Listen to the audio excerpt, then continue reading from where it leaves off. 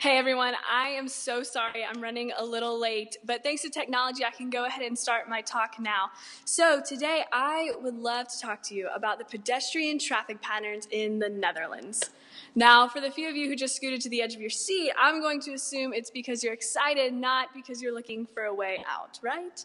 Well, actually, you know what? I'm walking in right now. I'll see you in a second. Hey, I'm so sorry about that.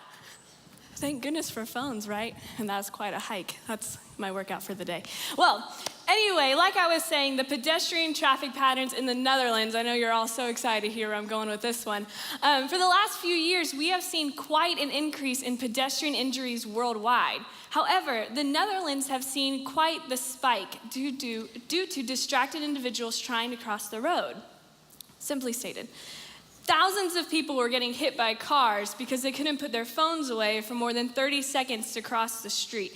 Anyone in here ever play Frogger growing up? Okay, if you were bad at that game, I suggest you stay away from the Netherlands until they figure this problem out, all right? So they realized they had to do something about this, and if you ever go and you'll get to a major intersection, you might notice something a little different. You'll see these LED strips in the sidewalk, and these LED strips will turn green when you're free to walk and red when you need to stop. I love this system because it just embodies the phrase, if you can't beat them, join them.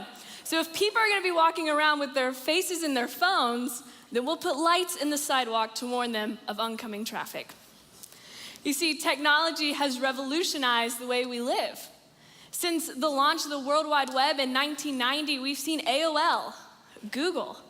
But at the turn of the century, we see the internet become more of a social networking platform with the rise of MySpace, RIP, Skype, Facebook, YouTube, Twitter, Instagram, Pinterest, the list could go on. And to think it hasn't even been 30 years yet. You see, in the 90s, all you wanted was a brick cell phone like Zach Morris had in Saved by the Bell. And now your car can make a phone call for you. You can quickly check your bank account before walking into Target making a huge mistake like I seem to do every single time. And now, in your meeting at work, Siri would love to interrupt with, "Sorry, I didn't quite catch that." Sorry, I didn't quite catch that. She's the best, but also the worst. You know what I'm saying? Yeah. But seriously, everything you need is at your fingertips. Unless you're stuck in a spot with 4G, then there's just not much you can do anymore. And on top of all that, on top of all the fun things our phones can do and all the levels to conquer and Candy Crush, technology has allowed us to connect with people like never before. It has never been easier to reconnect with friends and family. Long gone are the days of the phone book and the church directory. Now, when you meet someone, you go on Facebook, hope they don't have a generic name, find them, add them as a friend, and boom, you're officially friends with someone. And once you're Facebook friends with someone, you never have to remember anything about them ever again. Think about it. Their birthday, Facebook will remind you. When you met, Facebook would love to make a video for you using the 3 terrible pictures you have together. If they have an event or a party coming up, Facebook will remind you a few days before, so you can change your response from going to maybe, because we were a little overconfident when we got the invite, right? And then if you're ever just curious about them, you can go to their profile and start scrolling. And within minutes, you have a recap of the last few years of their lives, or weeks, depending on how much they post. We all know those people. Our lives, our entertainment, our friendships are all in our phones, which is awesome. But is it ideal? You see, it's just easier to text now. I mean, even if you don't have Facebook or any social media account, maybe you've caught yourself just sending a happy birthday text instead of actually calling the person. Or maybe you send your kid a Bitmoji and consider that checking in on them for the day. Have a good day. You see, it's just easier to do that. And I totally get it. You see, there's never been a time in history where connection is so easy. Email and text and social media and apps all offer us this digital connection that requires almost no effort at all. But is it possible that we have become so connected digitally that we are becoming disconnected relationally? See, a few years ago, Scientific American decided to do a social study, and they wanted to see just how our phones are affecting our relationships. So they had two groups of people go and get coffee together, and they were told to just chat for an hour, just catch up. So one group was allowed to bring their phones with them. They could have their phones with them at the table, that was fine. The other group had to leave their phones in the car. And unfortunately, the results aren't so surprising. You see, the group that could have their phones with them looked at their screens multiple times. And anytime a text came in, it just totally threw off the conversation. The conversation never got too deep. And as soon as time was up, they were out the door. They had emails to respond to, places to be. But the group who left their phones in the car, well, they engaged in a deeper conversation. They stayed 30 minutes past the time that was required of them. And when they left, they were all saying, gosh, I hope we can do this again.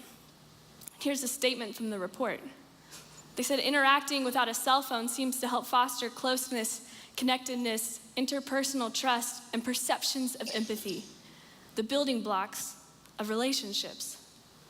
This new research suggests that cell phones may serve as a reminder of the wider network to which we could connect, inhibiting our ability to connect with the people right next to us. You see, phones have caused us to settle for shallow relationships, and they've even distracted us from anything substantial. Simply leaving your phones on the table causes people to feel a lack of empathy or a lack of trust from you. The group who had their phones weren't even really using them, and they still interfered in the relationship. Maybe someone in this room can think of a time when you were out with friends or family or on a terrible first date, and as soon as the conversation started to get a little awkward, you just reached for your phones. It's a distraction. It makes us look busy. It makes us feel busy. And in that moment, you probably didn't even think twice about it. But if reaching for our phones causes the person sitting across the table from us to feel a lack of empathy, a lack of connection with us, is it really worth it? Is it worth sacrificing really knowing the person sitting right across the table from you? You see, our phones promise us that we'll never feel alone, we'll never be bored. And although they can benefit a relationship, when we try to use them to replace quality time, we lose the eye contact. We lose the body language. They cannot replace the rise and fall of tones in the other person's voice that lets you know how they're really doing. Sociologist Sherry Turkle says we are quickly killing conversation. And that should scare us. Now we know that thousands of years ago, technology was not a distraction. I mean, they had tablets, but not nearly as cool as ours. But no. Noted, okay. But when we look at the life of Jesus, we easily see that he desired closeness and connectedness with those around him. He fostered this, and his followers and his disciples valued it as well. And we find John writing a letter to a friend in 2 John. And we don't know who he was writing to or really why he was writing, but at the end of the letter, he says something. And he talks about how this letter was not his preferred choice of communication. He says this in chapter 1:12. I have much to write to you, but I do not want to use paper and ink. Instead, I hope to visit you and talk with you face to face so that our joy may be complete. John knew that he had to get the news to his friend fast, and he knew that a letter was the best option.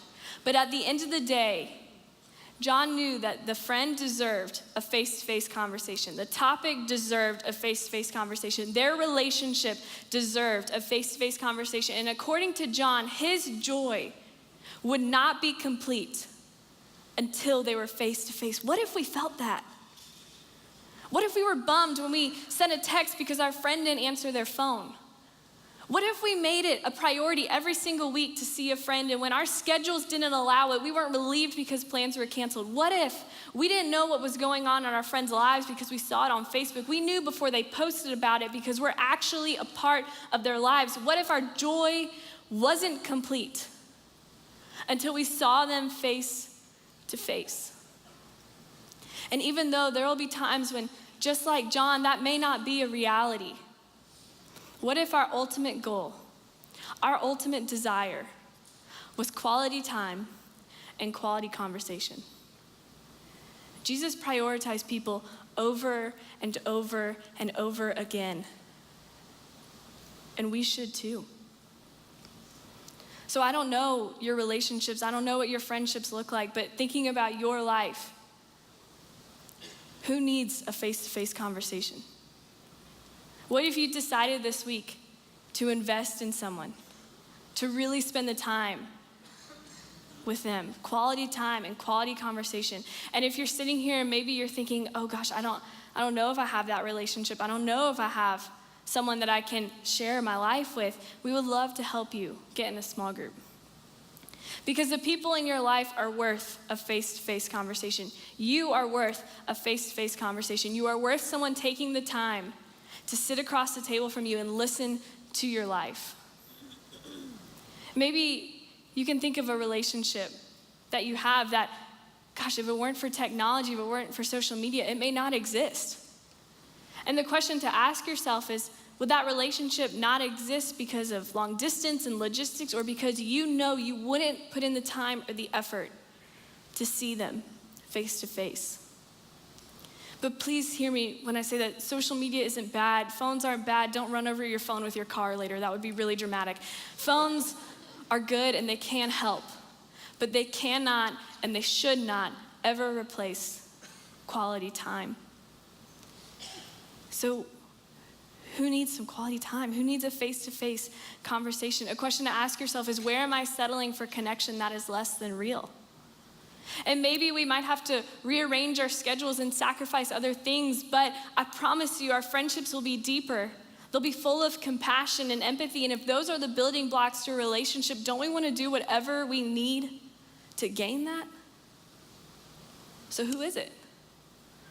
Maybe it's a family member that you haven't spoken to since Christmas of 2009. Or maybe it's your best friend from college. There are absolutely no hard feelings. You've just lost touch over the years. Or maybe it's your neighbor, someone you see every single day, but you don't really know. What would it look like if you decided this week, I'm gonna take 30 minutes, I'm gonna take them to coffee, I'm gonna take them to lunch, I'm going to have some face-to-face time, and I'm gonna really get to know them? You see, we don't really know about our friends' lives if we're just friends with them on Facebook. We know about their lives when we're actually a part of it. And I think it's time for us to start disconnecting digitally so that we can connect relationally. Thank you.